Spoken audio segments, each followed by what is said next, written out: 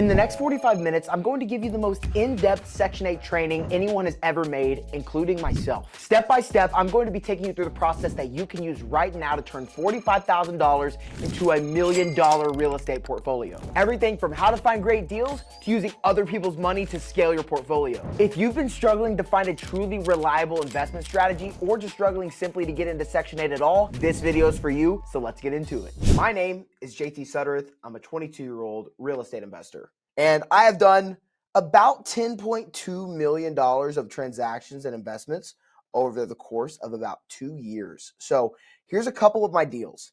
This deal specifically, I purchased for $107,000 with over $50,000 of built-in equity. I bought it with $0 down. It cash flows over $500 a month, and I got it from social media. The next property, I don't have a picture of the outside right now, but this property is over 3 hours from me. I put $0 down and spent less than $400 on repairs. I had to change the locks. It pays me $798 every single month in complete profit. And I have over $50,000 in equity in this house. And then I also purchased this home. I bought that home for $0 down. Only needed $5,000 in repairs. And it put $49,000 into my pocket within its first year. Pretty cool stuff. I also run a wholesale and acquisition company that is doing about $100,000 per month consistently, anywhere from $80,000 to $120,000. I have a portfolio of Section 8 rentals, like I just showed you some, making me multiple 5 figures a month. And I have helped thousands of people get into real estate. And I'm going to be teaching you the full process that I use to scale my portfolio. Here's some of my previous students. CJ had his first deal locked up within his first 30 days of joining. Matthew wasted no time and bought his first rental in Miami in less than 21 days. Chris bought his first 2 units within 2 weeks of using our service. And the craziest, Joe joined the mentorship, and within 10 days, he had 2 brand new Section 8 rentals. Really cool. So if you currently have $45,000 or more saved up or make at least $10,000 per month, this is for you. So actually pay attention, take notes, and finally take action. So here's what we're going to cover today. 1, how to find rentals. Profitable ones that are actual great deals. Then how to call sellers, how to make offers, and how to find private money lenders and use their money to scale. Who doesn't love using other people's money to purchase real estate? How to find and vet tenants will be the last thing we cover as well. So we're start to finish company. We find the deals when like Nalone Capital. So what they do is they find the deals. Then they call the sellers, they make the offers, and then they transfer it over to one of our holding companies for our specific business model. And we use private money from our other holding companies to purchase the rentals. So now let's get into how you can finally achieve the financial freedom that you've always wanted. Let's start with how to find rentals. InvestorLift, Zillow, and Facebook are great places to find them. I'll even throw in Craigslist. I didn't include its logo here, but those are all places where I go to find for sale by owners.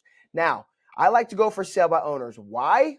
Because for sale by owners, you can negotiate directly with the seller. And let me tell you this, it's much easier to negotiate with the seller than it is with a realtor. However, you can find plenty of good deals with realtors on Zillow. So it's completely fine to use Zillow if you want. In fact, for today's example, we're going to be using Zillow.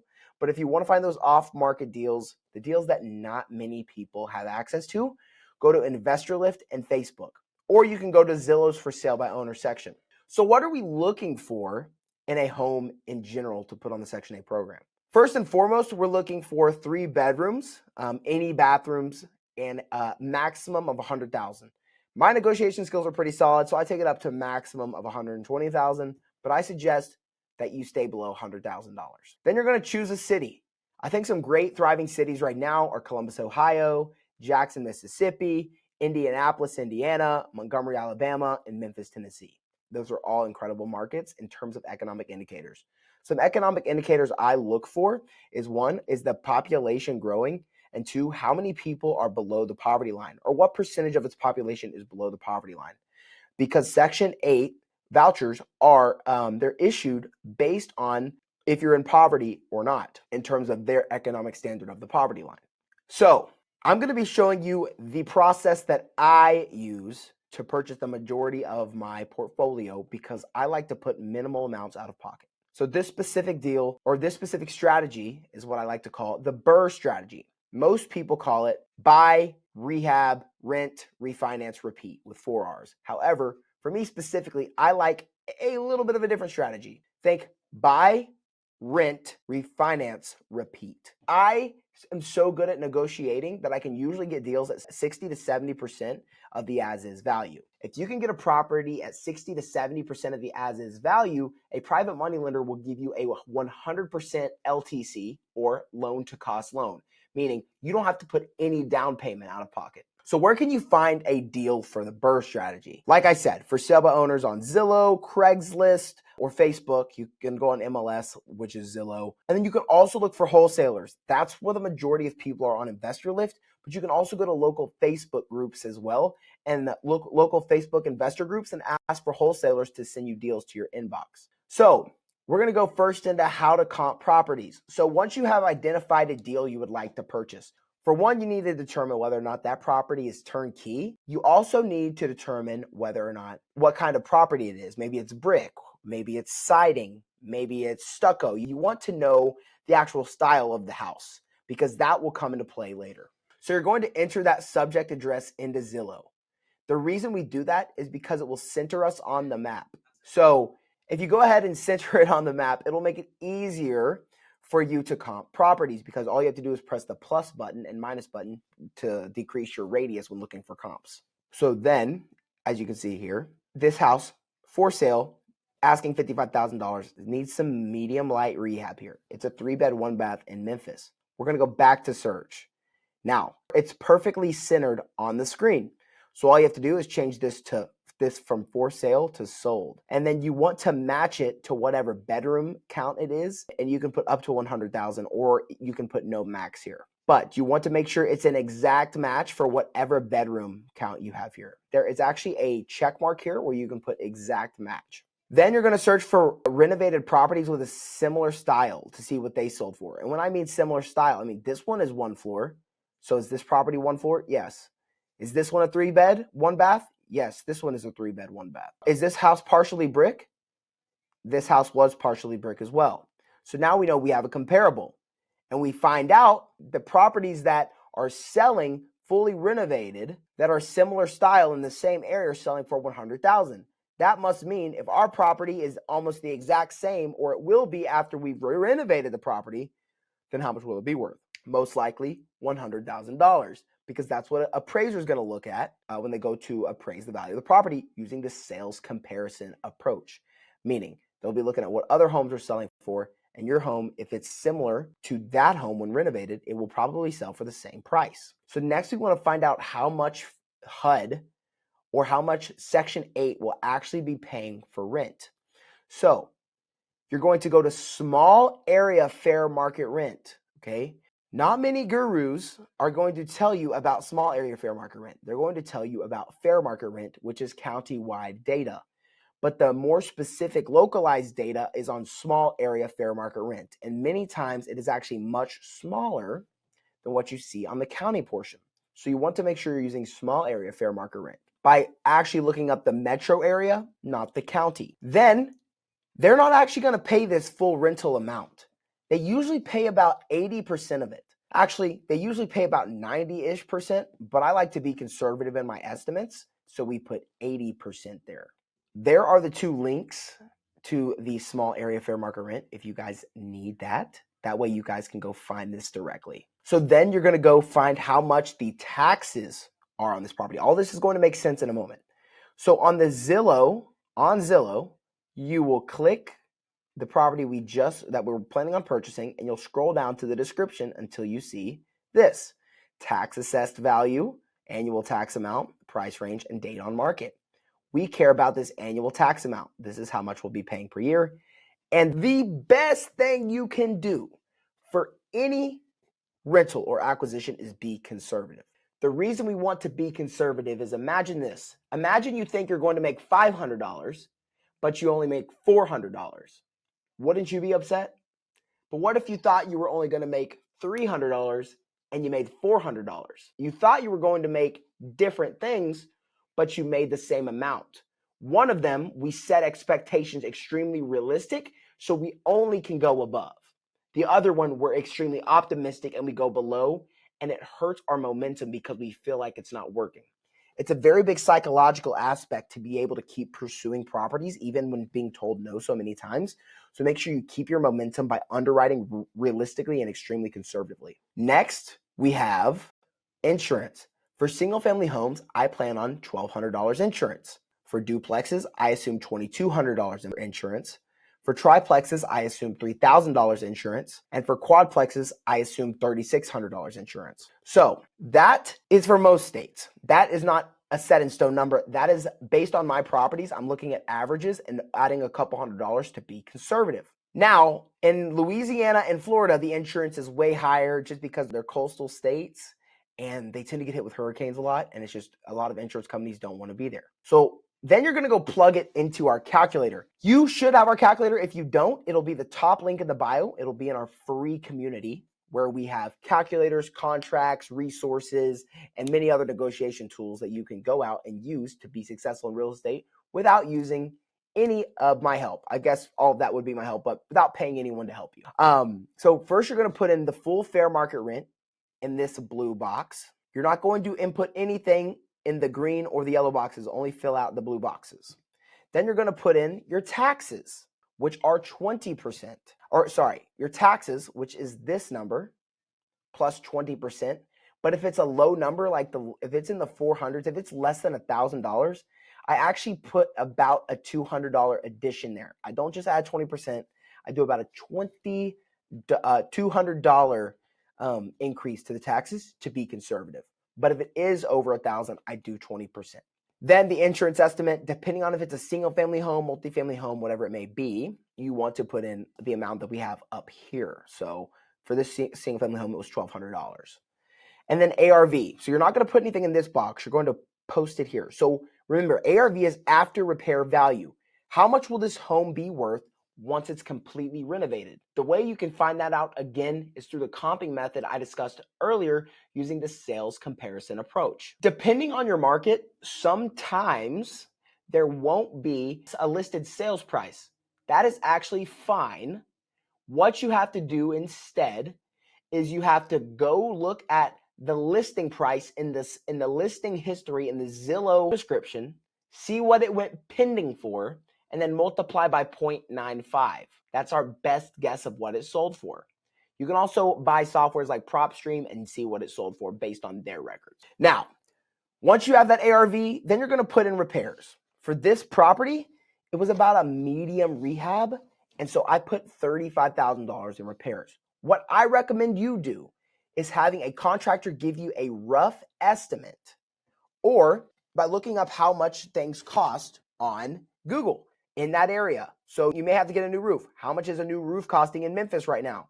Look all of those things up and try and come up with a little bit of a conservative reno budget based on what you know needs done from pictures. I also suggest calling the agent or calling the seller to find out exactly what needs to be done before bringing together your offer. Now, you would call them back with a MAO, or a maximum allowable offer.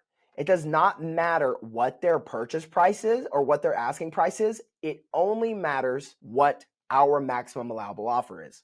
Again, it does not matter what their purchase price is. It only matters what our maximum allowable offer is. We cannot force them to sell their property for what we need it for. However, they cannot force us to purchase the property for what they want. And do not just put the deal under contract because you want to say you have it under contract. Only put great deals under contract. In fact, I would start at $25,000, maybe even a little bit lower, and then work my way up to $35,000. Using negotiation tactics, we'll cover it a little bit. So this portion is the refinancing terms. You'll see this under the green here. So you're going to need to know LTV. A lot of the times, when you don't have a seasoning period on your properties, they won't give you a full 80% LTV refinance. This is where you go to the bank and ask them to refinance the loan to pay off the initial private money lender that lended you the money to purchase the property in the first place. Then you're going to have to ask them for a term sheet to determine their interest rate. 8.25% is relatively conservative above a $100,000 purchase price. Anything below could be up in the 9s, maybe even 10%. Then terms, 30 years, and closing costs tends to be about 4 to 6% on these lower priced properties. Our goal with BRRRR properties is just positive cash flow. Why? because we're basically getting this property for free in the first place. So cash on cash returns is not valid because we don't put any down payment down. So really at this point, it just matters, hey, can we get positive cash flow when we didn't have to put any money down for this property? This is how we get people to give us this price. One, we follow a proven sales process. We hop on the phone, introduce ourselves for about 2 to 5 minutes. This is where we build light rapport. We're also going to set expectations. Then for minutes 7 to 10, we're going to dive deep into fact finding, build rapport the right way, and find the real reason they're selling. Then we go into pitch, setting up the offer, digging deep into their problem, and hint to how we would solve it, influence them to how we would solve it, walk them through their own home, ask them questions about the condition, make them basically tell you everything while you're influencing their decision, which we'll get into how to do that in a moment. Problem solve and offer. So once we've gotten through that, thank you, Mr. Seller. Now I'm going to present my offer to you, where you frame and pitch the offer in a way that makes it irresistible. And then they may have objections and it may take some time, but handle objections and get paperwork signed. A one call close takes on average anywhere from 45 minutes to 1 hour and a half. The crazy part is if it's not a one call close, it takes upwards of 7 to 9 hours to get the deal closed. So tell me, what makes more sense for you? Do whatever it takes to get the one call close, or let them off the phone for the first time. That will make your company much more profitable if you close on the first call. So if you guys DM me on IG, which I'll also link in the description below, I will send you free training packs on how to influence people, because this book will show you exactly how you influence others. And then I will also send you a training packet for Never Split the Difference, which is the greatest negotiating book of all time. So once you have an agreement, you're going to send a purchase and sale agreement to the seller. I'm going to walk you guys through this. So the contract is dated for this date. I'm just going to show you how to fill this out. If you want to look at the specifics of the contract, feel free to do so. However, I'm only going to show you what to fill out. The contract is dated. You'll put the day you're submitting the offer, in which buyer and or signs, then put your LLC. Offers to purchase from sellers, seller name 1, so whoever the seller 1 is, and then seller 2. If there's only one seller, you only fill one of these out. And then you would say located at subject property, and you would put the full address here, and then you would put the tax ID here in the APN, which you can find the tax ID from going to Zillow and then going to property description, and then it'll be in the additional facts and features portion. Then parcel ID, you will also put the parcel ID again. The purchase price, if it's $100,000, you would put $100, 000, and then in this long line you would put ONE space HUNDRED space THOUSAND space dollars. Does that make sense? Hopefully. And then closing cost, that is up to you and the seller. I usually put buyer to pay all closing costs to make my deal sweeter. However, you can put buyer and seller to pay their own closing cost. The next is defects. You can leave this blank. You can put anything special in here, or what I like to put is buyer will purchase the property as is. So to the next page of the contract, there is a financing contingency and an appraisal contingency. When you're purchasing with Section 8 rentals, I usually like to put in this agreement is subject to the buyer to be able to obtain proper financing. And this agreement is subject to the appraisal value of the subject property being greater than or equal to the agreed upon purchase price. However, if you're buying with private money, you know this is a really solid deal, then I would just put no financing contingency or no appraisal contingency here, because you can just do a longer due diligence period where you can back out for any reason at all. So I usually put a minimum of 10 business days here, but I shoot for as long as they're willing to do, because you can close at any time before the scheduled closing date as agreed upon within this agreement. So then you're going to go to earnest money deposit. I usually put about $250 of earnest money. A lot of the times you only have to put $100. A lot of the times people put $1. Okay. And then with the title company or closing attorney, you either have one that you already use, or you can put TBD via formal notification, or to be determined via formal notification, where you can send an email to them stating with the formal notification that you'll be closing at X title company once you figure out what title company that is. Next, closing will take place on or before the closing date. Make sure you put that here. Any other special stipulations, maybe like, oh, seller agrees to leave lawnmower, you can do that. Just add that into other agreements here. And then seller 1 will sign here with their name below. Seller 2 will sign here with their name below. If there's only one seller, seller here, boom. And then you will sign here and you'll put your name, member of whatever LLC, and then authorized representative. Guys, this is not legal advice. Also, make sure you sign there. This is not legal advice. I'm just simply showing you what we do. Okay. Once the contract is signed, you can send it to a transaction coordinator. Here is my transaction coordinator. Her name is Maria Bohr. She owns Bohr Consulting, and that is her phone number here. You just need to tell her that she will ask her to schedule an inspection and handle closing and communication with lenders. That way you can stay in the know, but she's a professional and she will get this deal to the closing table no matter what it takes. The title company will handle the closing documents and she will handle communication with them. All you really need to do is make sure that you provide them anything they ask for, and make sure she calls an inspector before closing, because during that due diligence period, you want to inspect the property to make sure it's in proper condition. Okay. So the inspector is going to give you an inspection sheet saying, hey, here's all that's wrong with the property from A to Z, everything about that property from A to Z. Then you're going to call a contractor and give him a quote based on your cross-referenced inspection report and the Section 8 inspection checklist. So what the Section 8 inspection checklist is this. This is the inspection form. It's going to go into basically the same exact thing for every property or for every room. It needs to be, 1, is there a living room? 2, if there is the electric working?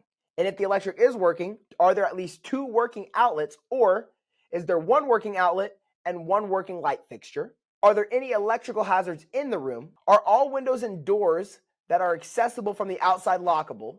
Is there at least 1 window, and are all windows free of signs of severe deterioration or missing or broken panes? Meaning, are they weatherproof? Are they still in okay condition?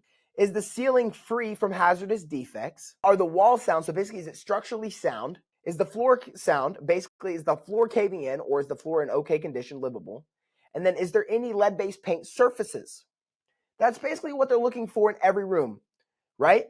Are the windows lockable? Is the flooring okay?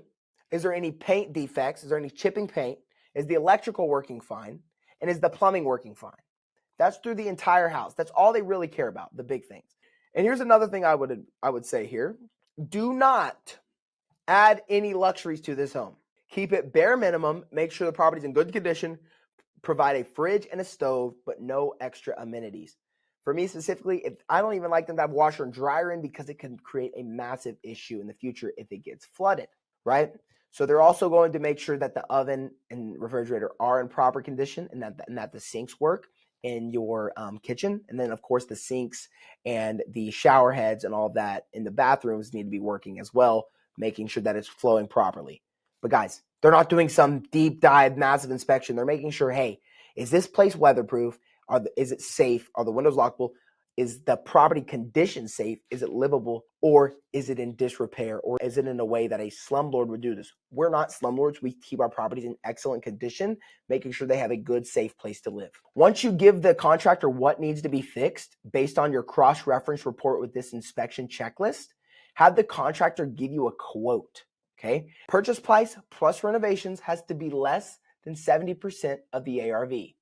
Then you can get 100% lending.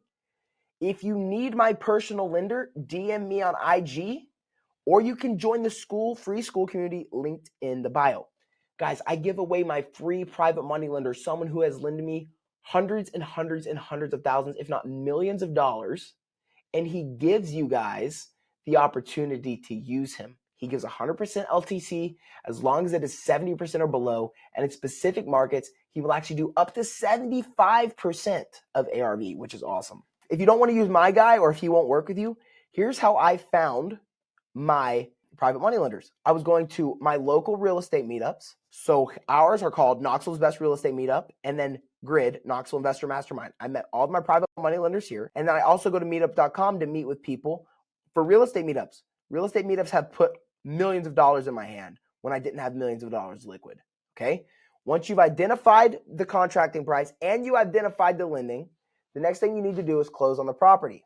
Okay. So you close on the property and then you do repairs. I like to keep minimal repairs. So you're going to have that contractor that gave you the quote, do the repairs, make sure they do it in a timely order. Make sure your property manager also keeps them on task. We'll get into that aspect. But my favorite portion of this is not actually buying properties with massive repairs. So your property manager can go in simply with a handyman and fix anything that needs to be fixed. So then you get into the leasing process. If you do not have any Section 8 properties in that city yet, call the housing authority and ask for the Section 8 new landlord packet. Okay. Then you're going to have to do any necessary repairs. Like I discussed, have your contractor that gave you the quote on those repairs come in and do the repairs. Guys, it's simple. Make sure you ask for recommendations of contractors though. Maria can find you a couple of contractors if you use her as your TC that would give you possible quotes on the property. That way you can have someone who you can trust. Okay, you're probably going to get about 3 quotes. Don't pick the highest, don't pick the ultra lowest, and possibly pick the middle. But if you see someone who's drastically below the other people, you need to ask ask number 2 and number 3 why they would be so low. And if they adjust their price, it's probably the number 2 and 3 lying. If it's number 1 who adjusts their price up, it's probably because they're lying. So use your best judgment of character to determine which contractor you should use. Pay attention to price, but everything is negotiable. Then hire a property manager. So the best way I find property managers is by going to Zillow.com and looking at rental listings. And whoever looks like they have the best rental listings and has in the description, we take Section 8 vouchers, then I tend to give them a call and see if they'd be open to having another property on their program. I ask them how many properties they're currently managing, how many they think they can manage, how many people are on their team right now, what the expected timelines for leasing should be in that area, and then what expected communication should be from them, and also what fees are they charging to manage your property. Those are just a few questions I ask to personally vet my property managers. You want to make sure they have it professionally cleaned and also have professional pictures done. Then they need to post it on Zillow.com, affordablehousing.com, and then my favorite, Facebook Marketplace, because Facebook Marketplace has got me the majority of my tenants actually. The description headline is, "We accept Section 8 vouchers." You 100% should be putting this as your headline because it shows that people on the Section 8 community have a place to come. Now, only show your unit to fully applied tenants, meaning they've already applied to you. Maybe they've applied to the property management, or if you're self-managing, you can do it through something like Turbo Tenant. It'll pull their credit score, it'll pull their income, it'll pull their background check, it'll pull their rental history. But guys, to be honest with you, credit and income doesn't matter with low-income housing because there's a reason they're on low-income housing, right? So what I want you to pay attention to is no prior evictions, no criminal record, no more than 2 homes they've lived in the past 5 years to show they haven't moved around a lot, and then drive past their previous rental or have their property manager drive past their previous rental. And then make sure they send the voucher, which you'll see here in a second, with the application. Okay, so here's their housing voucher. It'll say their voucher number. It'll say the unit size they're approved for. Guys, if you have a 2-bedroom and they're only approved for a 1-bedroom, then the housing authority cannot pay 2-bedroom rent. They can only pay 1-bedroom rent. Or if you have a 3-bedroom and they're approved for a 2-bedroom, then they can only pay 2-bedroom rent when you have a 3-bedroom rent. So make sure that their unit size is greater than or equal to what your unit size is. Then the issue date, when was it issued? When does it expire? And then date of extension if it does expire. And then make sure it's their name, actually. Make sure it's their name here. Then once they've come through, they've applied fully, they've visited the property, they brought their voucher, and they say they want to move in, you're going to do a walkthrough and tour with them. You're going to make sure that they like the property, and they're going to say, yes, I love it, I want to move in, okay? Then you're going to fill out something, a request for tenancy approval, which basically goes over the number of bedrooms, when it was constructed, the proposed rent, the security amount, when the unit is available, the address of the unit, who's providing utilities, as you can see here, who's providing refrigerator, stove, all of that. What kind of home is it? Is it a single family? Is it a duplex? Is it a townhouse? Is it a low rise? Is it a high rise? Is it a manufactured home? Whatever it may be, just answer these questions that they have here and make sure you're filling them out properly. They're just going to have a bunch of extra questions, and make sure you sign. They're not going to have a bunch of extra questions. Just fill it out properly. Make sure you sign, put your name or whoever owns the property here, and then the business address, and then the telephone number. They're then going to probably negotiate rent with you. Your job is to negotiate rent with the housing authority by pulling comps. They like data. So go to rentometer.com, or you can use Turbo Tenant's free renter estimate, where they're actually going to estimate rent for you using data and AI. basically. So that's what I do. And they also send you those rental comps you can send to the housing authority. That's what I do to try and get maximum value rent. As you can see, you're going to be negotiating your rental amount. It's probably going to be through email, but it could be through phone. So I would plan on doing it through email. And then guys, you have to try and get maximum allowable rent or more. So whatever that FMR is, I would try and get more than that. And then when they lowball us, we can start to find an agreement. But as long as it's 80% what we expected it to be, we should be okay. But at the end of the day, guys, I'm trying to hit home runs, not just hit singles. So try and shoot for the moon. And if you miss, you're beyond the stars. So here's just an additional rent worksheet. Every single housing authority is going to have an additional rules that they have. So make sure you get the important program information from the exact housing authority you'll be having. Okay. So now the exact housing authority that you're purchasing the property in. So then you're going to have your inspection. For one, you should go, or your property manager should go with a handyman. Because when the inspector comes, if they have anything called out, if they have anything they want fixed, your handyman should fix it on site. You're like, JT, well, what if it's a big thing? The big thing should be fixed prior to inspection because we've already given you the inspection checklist for you to be able to go out and cross-reference it with your private inspection so you can have a contractor fix it. So anything that they call out should be very small and your handyman should fix it on site. That way, the inspector does not have to come back.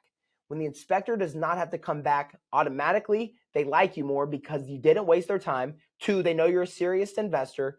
And 3, you're building a reputation with the entire housing authority that they know when they come to your properties that it will be in good condition because you actually care about your home. You have pride of ownership. Then your inspector will bring this form and they will fill this out completely. And then you'll have to fill out an HAP contract. It's 13 pages. I've attached all of this stuff in that free community, or if you want to DM me on Instagram, all of the links that you need will be in the bio or in the description below this. So then you're going to have a leasing. I would get the realtor lease for your state. So for Tennessee, Tennessee Realtor Lease, or Tennessee Residential Realtor Lease, or Mississippi Residential Realtor Lease. And I would just download that one and use that one because it's state legal, or you can have an attorney draft you one up. Then you're going to have a lease addendum. This is basically Section 8's lease addendum that says specific things that they are going to require to pay you, and you have to have this signed in order for them to continue paying. Once you've agreed to rent, once you sign lease, once you have agreed on move-in date, you're going to have a pre-move-in walkthrough. So your property manager and the tenant are going to do a rental video walkthrough. So they're going to show the video of what it's currently like before they moved in. So in the case that you do have to pursue them for damages post move out, or once they've moved into the property, then you can hold them accountable for any damage they may have caused. And also when you get re-inspected for Section 8, if they're like, hey, this tenant's not living in habitable condition, I'm like, hey, it's not our fault. We have this video of what it was like before they moved in and they agreed to it. And you also want them to provide a copy of renter's insurance. They must provide a copy of renter's insurance, and you better analyze the policy. Then you fill out your W-9. W-9 is super simple. You're basically becoming an independent contractor for the state. That's how they're paying you out into your bank account every month. You either need your EIN or your social security number, and then your address, city, and then if you're an LLC, if you're a C Corp, S Corp, partnership, whatever it may be, just make sure you fill that out correctly. And then how they pay you is a direct deposit form. So it's basically going to ask your name, your address, your city, state, and then they're going to ask for your bank account information, and then you're going to sign it so they know exactly where to deposit the funds to. Make sure you don't mess it up because they will deposit the funds on whatever you put. Next thing, you've got the property leased. It's ready to go. You've got the property fixed up. It's moving smoothly. Remember, you have debt to pay off. You have short-term debt from a private money lender to pay off. So go to the bank or a lender you have the best relationship with and ask them about their DSCR funding programs, okay?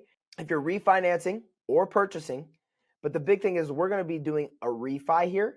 So in order to refi, you already have to have the asset leased, or you need to have the asset at least. If you want to get a DSCR, I would encourage having a lease prepared already. And then you're going to be doing a refi. And I have some really cool refinance guys. Simon Glenn, he has no minimum. And then Kian Chang, his 75K appraisal or more. If you guys want their phone numbers and access to them, you can DM me on Instagram or join our free school community in the description. Okay. So let's get into the nitty gritty. You're going to be refinancing this, right? So the average closing cost of these deals are about 5% of the repairs and the contract price. So for this deal, since it was $35,000 in repairs and $35,000 purchase price, it'd be about 5% of $70,000, which would be about $3,500.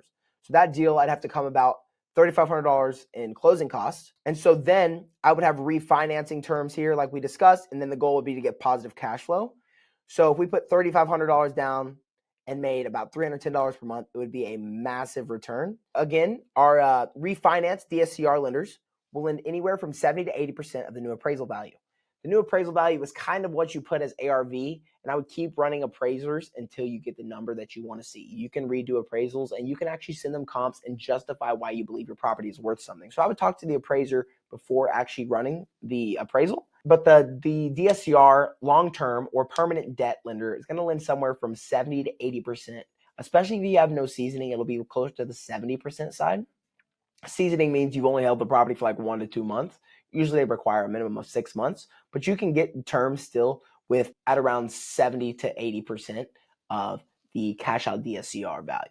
And then that 70 to 80% of the new appraisal value, which for this example was $100,000, when they refinance and gave you that cash out, it's going to allow you to pay off that private money lender and then pocket any additional cash you have left over tax-free. And the best part about all this is that it is tax-free, because that money goes into your pocket and it's technically treated as debt, not income. So let's look at the realistic numbers here. So you put $100,000, your new ARV or your new appraisal value is $100,000. They're going to give you a 75% cash out refinance on this property. You owe $72,000 to the first lender. Why? Because they gave you $35K for renovations, $35K for the purchase price, and then you owe them about 1% interest per month. So let's say, or maybe more depending on what you're agreed upon. That's going to leave you owing them about $72,000. If they gave you 75% LTV on the new appraisal value, you would be able to pay that initial private money lender off and then pocket an additional $3,000. Now you have a monthly payment, which you can see here. Let's see where your PITI is. See, as you can see here, your monthly payment with principal, interest, taxes, and insurance would be about $715.12, leaving you with about $310 cash flow per month. So your tenant would be paying down the interest and paying down the principal amount on your mortgage, which is awesome. If this was your average deal, meaning $3,500 in fees per close, you'd be able to get about 12 homes. And assuming you reinvest none of the cash out refinance debt, you could own 12 properties with $45,000. And if all of those properties were $100,000, like I said, we're just repeating the same deal over and over again, then you would have $1.2 million in real estate. And if you got 75% LTV refinances, you would have 25% equity, meaning you could have $300,000 in equity off of $45,000 initial cash. And you could do all of this within 1 year. I said 2, but you could definitely do it in 1. All you have to do is 1 deal per month. If you listen to this, look. If you listen to this and you plan on actually taking action, you will be able to do exactly as the title says. You'll be able to turn $45,000 into at least $1 million portfolio in less than 2 years, and possibly 1 if you're a real hungry hustler. Let me ask you this. You think you can do 1 of those per month, or at least get 1 person to say yes per month? If you put in a few hours a day, yes, you can easily do that. And if you'd like help from me and my team in doing this much faster or scale larger than you'll be able to alone, you should click the link below this video, because you're going to be given more information on how you can leverage me, my team, and my network to scale. But I hope you found this valuable. I look forward to working with you soon. Please like, subscribe, because that means a lot to me, and click the link if you're looking to work with us more or you just want to join our free community. Anyway, blessings and have a good day.